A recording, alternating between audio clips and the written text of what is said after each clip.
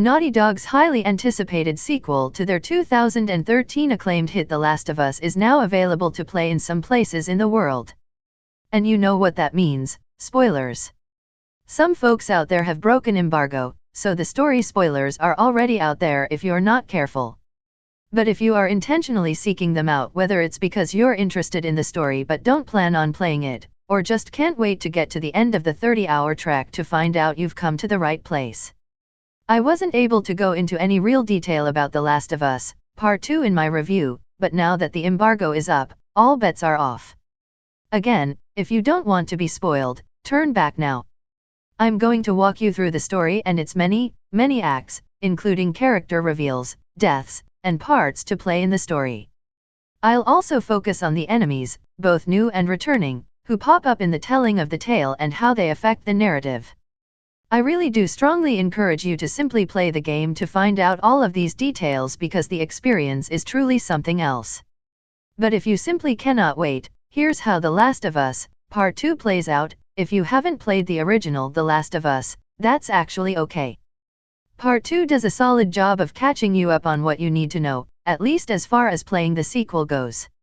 But the broad strokes of the 2013 award-winning game are these: you play as Joel, a gruff and capable survivor of the post-apocalypse that was brought about by a parasitic fungus that attacks and mutates people, turning them into monsters.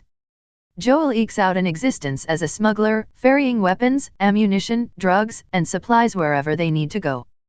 He's recruited by the Fireflies, a militia group seeking a cure. His cargo? A young girl named Ellie who may be the only human alive to have an innate immunity to the fungus.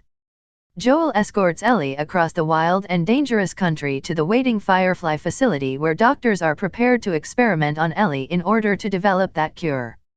The problem is, the cure that saves humanity will definitely kill Ellie. Joel, having developed a strong surrogate father-slash-daughter relationship with her through their journey, can't allow that. Instead, he kills dozens of Firefly soldiers, personnel, and even doctors in order to spirit Ellie off to safety. Doubling down on his sins, Joel keeps this secret from Ellie for years, telling her that there are dozens of people out there with an immunity. While Joel thinks he's doing what's best for Ellie, the lie not only makes her feel like she lost what made her special, but will ultimately fracture the relationship between them. Jackson Prologue. Were you expecting a bit of Red Dead Redemption 2 to get you started? No. Us either. But you get to enjoy a nice horseback ride into Jackson as Joel, riding along with brother Tommy to deliver a guitar to Ellie. Joel tells Tommy the whole tale that played out at the end of The Last of Us. We then see Joel playing Future Days on his guitar, which you can actually play, in a surprisingly fun minigame that pops up throughout the narrative, for Ellie. This scene definitely sets the tone for what's to come. Waking up, here we get a 4-year time jump. As Ellie, obviously older and more capable now, you wake up late for your early morning patrol with Dina. It's Jesse pounding on the door who actually wakes you up and gets you moving. This is a great opportunity to get to know the controls, chat with Jesse and Dina, who had just broken up a week or so earlier, and explore the peaceful and civilized town of Jackson. This is also where you learn that some flirtations and a kiss between Ellie and Dina at the town dance the night before led to a bit of a scuffle between the homophobic bar owner Seth and the overprotective Joel. But as players, we won't get to see what happened here for a long time. The Overlook. In the first big surprise of the game, we're introduced to all new characters, Abby and Owen chief among them. More surprising still, you take control of Abby at this point. They're part of the Washington Liberation Front, or WLF, or simply Wolves.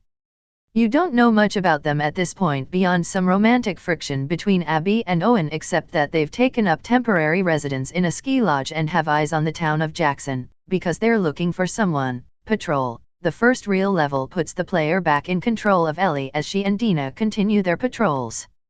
This is a great place to get comfortable with the mechanics, including a clicker fight, but it's just baby steps before the adventure to come. There are some great Naughty Dog Easter eggs to be found here, like Uncharted and Jak and Daxter video games by a PS3 in the town library, plus a cheeky nod to Crash Bandicoot.